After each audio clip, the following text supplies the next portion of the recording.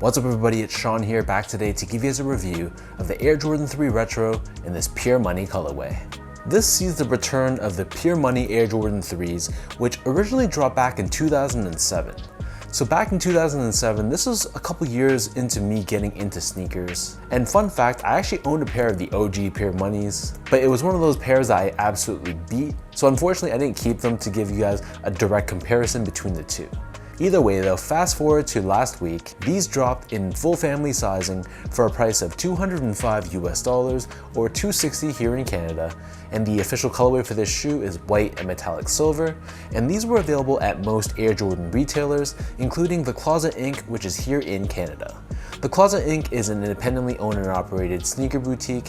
They're based right here in Southern Ontario in Canada, and they're my go-to shop when it comes to Nike retros or Jordan releases. And that's where I grabbed this t-shirt as well, which I have to say is probably one of the best tees that Jordan Brand has put out in quite some time. But as for the shoes though, as is the case for most Jordan releases these days, these are still available in most sizes on most websites. So once I get through this review, let's just put it this way that I'd probably hesitate to pay full retail price for these. And I'm sure if you're patient enough, you can probably grab these on a discount. So the Pure Money 3s is famously known for being pretty much an all-white Air Jordan 3 with some small accents of silver. So as you take a look at the upper of the shoe, this is crafted out of a very soft tumbled leather, and as you run your fingers across it, you can see those natural leather grains on this leather. Overlaid on top of this and covering the front half of the sneaker, we have a white colored patent leather, and to my untrained eye, this looks like it's a genuine patent leather. You can see the fibers of the leather across the edges. And then overlaid on top of the patent leather, we have this nubuck layer, which has the elephant print debossed all across. But one thing I noticed comparing this year's retro to the 2007s is that the elephant print has more of a cream or off-white color to it, whereas based off of my memory, I don't think the 07s had this much yellow to it, and I think the OGs had just more of a clean white colored look. Either way though, moving upwards, these are covered in these metallic silver eyelets, and then next to this we have this synthetic leather panel which is completely perforated, and then the three eyelets themselves, this is constructed out of a gray colored TPU.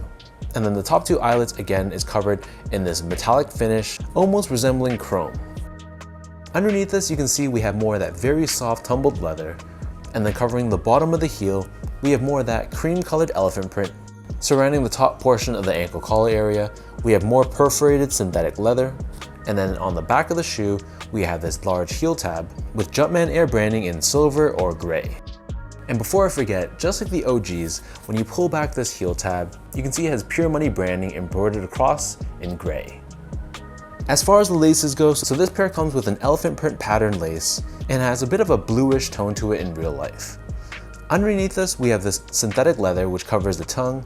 The bottom half is perforated, whereas the top half is left smooth, and we have a metallic silver Jumpman logo pressed on the very top. The back of the tongue and the interior of the shoe, this is covered in this white colored liner. It has a bit of a fabric-like feel to the touch. And then for the insoles, these come with a polyurethane lined foam insole, and there's another Jumpman logo pressed onto the heel in silver.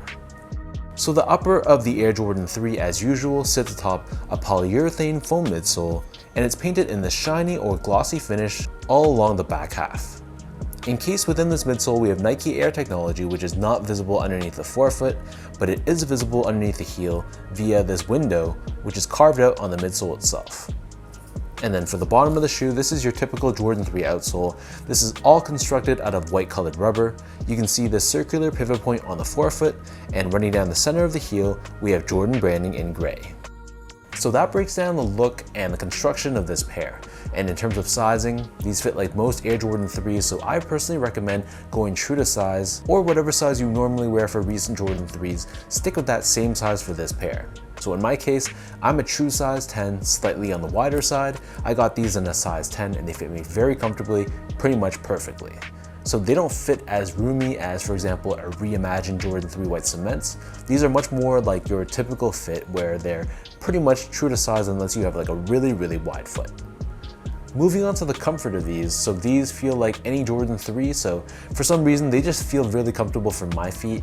Your mileage may vary though. Even though this is a shoe from '88, there's just something about the combination of this midsole with maybe the insole that's here, but I've always enjoyed how Jordan 3s feel underfoot.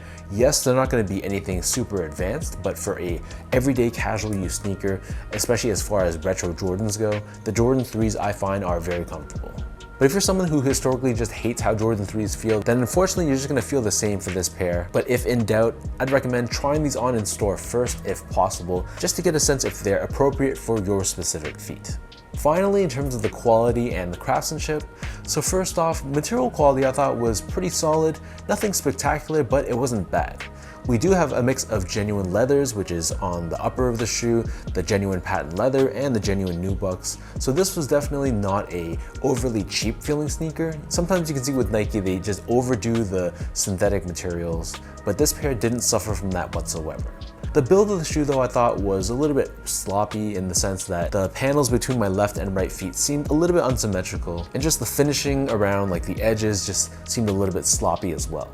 But there weren't any super major flaws that I could see, and that's kind of expected given this is a mass-produced GR. So I wasn't going into this shoe expecting like a top-notch product, as sad as that is to say about Nike and Jordan brand.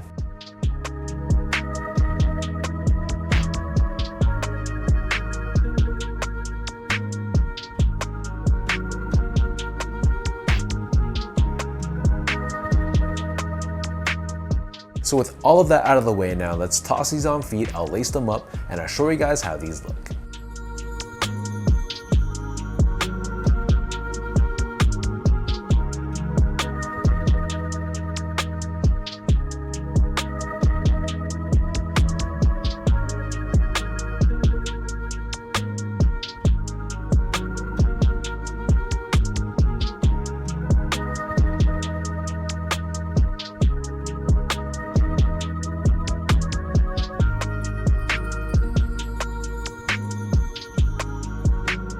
All in all, what's there really to say about these? This is a very clean, very wearable, very versatile colorway of the Air Jordan 3. The one thing I wasn't in love with was that there was more yellowish tones, more cream colored tones along the elephant print. I would have liked if the shoe was more of a pure white sort of sneaker, but that's really not a deal breaker. I think overall this is still a very dope sneaker, but it's one that I'd hesitate paying the full retail price for. Ultimately, if I'm wearing a white shoe like this, I'm going into it expecting that these will get beat. And especially because my size is sitting on a lot of websites, I'd hesitate paying that full 205 USD or 260 Canadian retail price, knowing that this is gonna be as clean as it's gonna look and it's gonna be pretty much impossible to keep it this way. But hey, shoes are meant to be worn, so if you're in the market for like a very clean, very white-based Air Jordan, I think you can't go wrong with the Pure Money 3s. So leave your thoughts down below, let me know what do you guys think about this shoe. Did you also pick up a pair of these for yourself? Are you kind of on the fence, maybe waiting for these to go on sale? However you think about them, let me know your thoughts down below. And as usual, if you guys enjoyed this review, be sure to like, comment, and subscribe to my channel if you haven't yet. I'll link my social media accounts for you to check out down below. And again, be sure to check out the Closet Inc., especially if you're watching from Canada. So thanks again for tuning in, and I'll catch everybody in my next review.